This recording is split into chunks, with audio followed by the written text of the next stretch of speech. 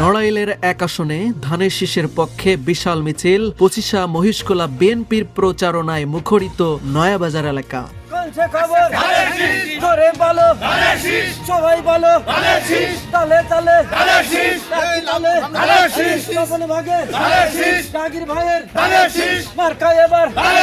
সবাই বলো।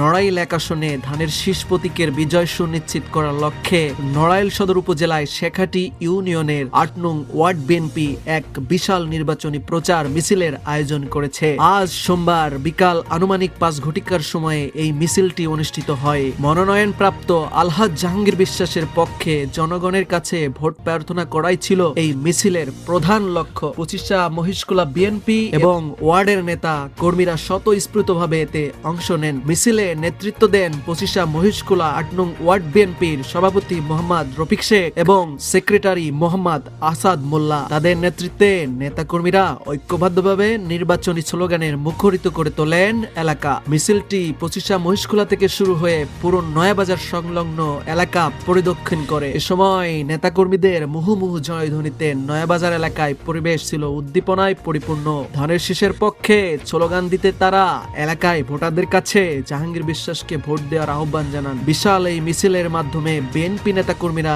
নড়াইল এক আসনে তাদের প্রার্থীর সমর্থনকে এক অভূতপূর্ব সাড়া জাগাতে সক্ষম হয়েছেন বলে মনে করছেন স্থানীয় রাজনৈতিক পর্যবেক্ষকরা। রুবেল শেখ, দৈনিক বিডি খবর।